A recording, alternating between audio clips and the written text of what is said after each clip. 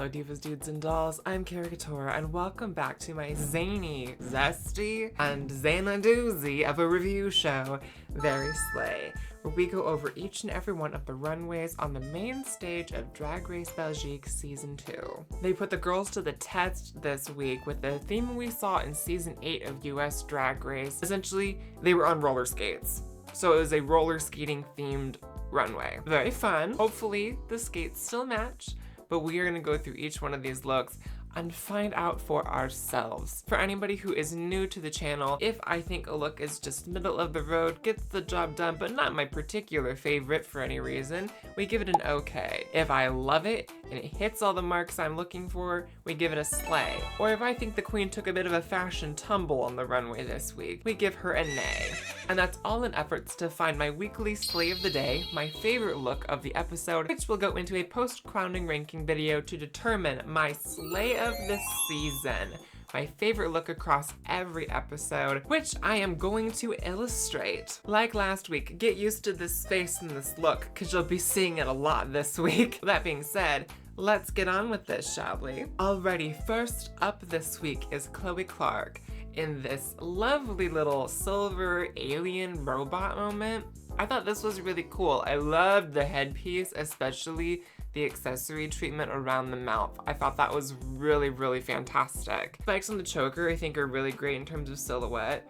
There is, for me, a bit of an issue with proportions in the torso on this. I think either the shoulder pieces come up a little too high and don't go out enough in terms of volume to play off of the proportion, or the breast placement feels a little wonky. Maybe she just has a long upper torso, I'm not quite sure. But there is something that looks visually off. I think it is the breast placement is too low, the more I look at this. Like, for me visually, the space between the top of her shoulder and where the top of her breast should be, it should be like here. But on her, it feels like it's here.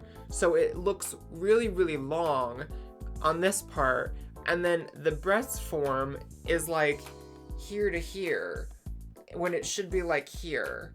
So it just feels a little off, but I think conceptually it's really cool. And aside from that fit issue, I think it looks great. So I'm still going to give it a slay. As much as that ill fit bothers me. Up next we have La Verve, who's giving us this nice little cyberpunk Tron kind of moment. I know there's elements of LED in this look, but I feel like you kind of miss it a bit on the runway. I see it more on the leg, but it's such a small little moment, a small detail. I wish there would have been proper like LED piping throughout the look. I really enjoy her makeup underneath the helmet. The coolest part of this entire look though is the scythe. That scythe is really fantastic prop work. I don't know who made it. I don't know if she made it or whoever, but whatever the situation is on it, it looks fantastic, and I'm a very big fan of that. And I think it's a really interesting, different side to her style of drag that we haven't seen up to this point.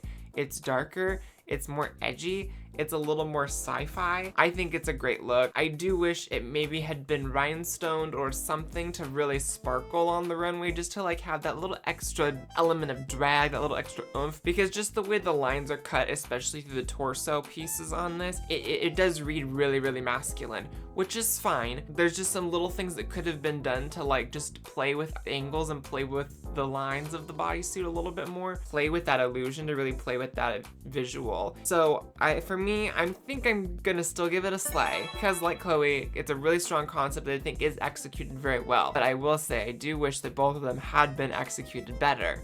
Up next, we have Lulu Velvet, who is giving us this straight up out of the 70s, this very Raquel Welch moment. I love this hair. This is probably my favorite hair that I've seen on her in this competition. It is a perfect length, perfect style with her. She looks really cute with bangs, and I hope she would wear more things like this going forward, honestly. I actually really like the detailing on this with the painted flowers. It is very much giving like a Raquel Welch interior design fabric print, which is very cute. I love 70s fashion, so I'm very here for that. She does really look like, she really is giving me like that 70s roller girl who's just out for a fun night out with her friends, and then they're gonna go to Studio 54, do a couple lines of coke, and call it a day.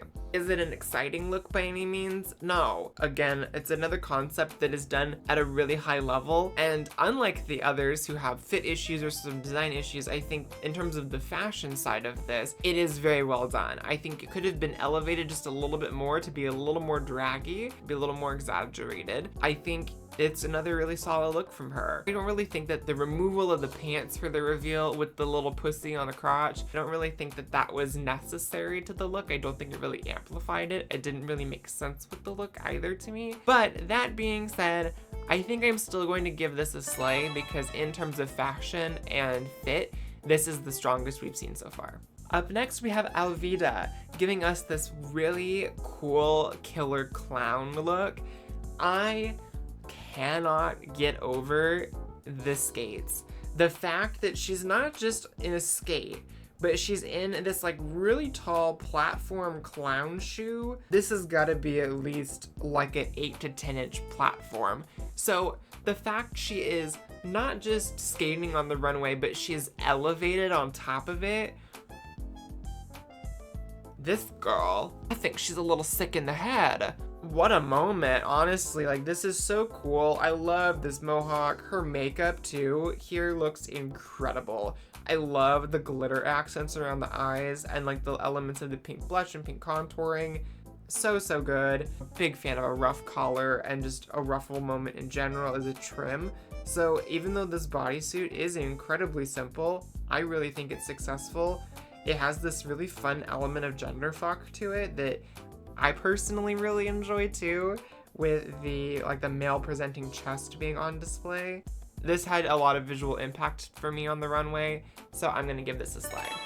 And also the whole moment where she talks about having like Sasha's velour signature tattooed on her because Sasha quite literally saved her life. We're not gonna get into the soapbox here. Maybe down the road, maybe if we do a Q&A special for hitting 1,000 subscribers, you all can ask me about it, or you can come by streams over on Twitch because I talk about it quite often there too. But Sasha Velour was very integral in my drag origins and finding my identity through drag and all of that. So when I find another person and another drag artist in particular who has that sort of connection to Sasha's work, or Sasha in general, it just makes me like them, and it makes me really excited to see more from them. So Alvida is quickly becoming my favorite of the season, and not just for the Sasha Velour connection.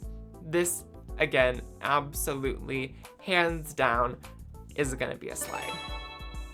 Up next, we have Gabbana, who's giving us this Barbie skater kind of 80s, I would say this is like very late 80s, early 90s in terms of aesthetics. I love these pants so much. These pants are so fun. Like they really do read the full look really fits the era that this is going for. I like the hair.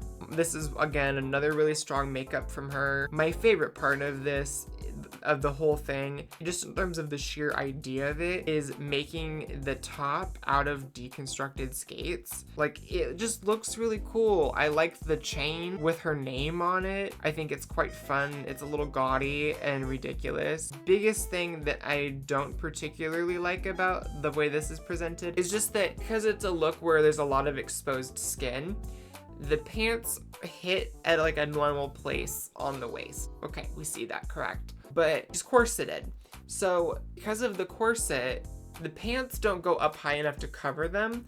So you have the pant and then the corset and then her skin and then the top and then the rest of her. Had there either been like some sort of bodysuit element to help kind of hide the corset a little bit, even if it was just like nude power mesh or something to just kind of blur the line, I think that would have been a little more successful. But I really enjoyed this. She was the most natural skater on the runway by a long shot, so I'm gonna give her a slay. And finally we have Star.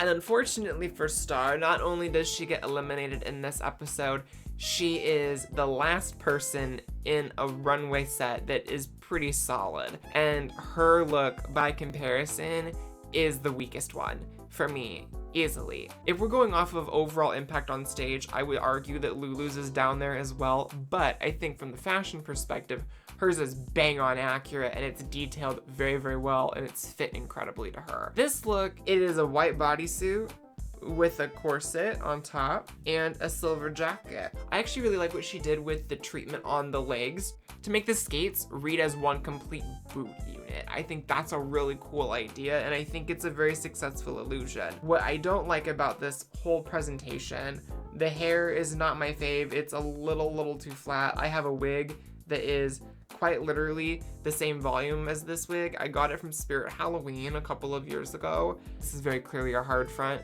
Not that there's anything wrong with that, but I think it's a little too shiny. It looks a little too plasticky. It's not a great silhouette. It's not a great shape for her. And then she takes this jacket off. What she has underneath of it is just a white leotard that she's stoned. It's not great. I don't really think it's effective on the runway, and for me, it is definitely the weakest look today.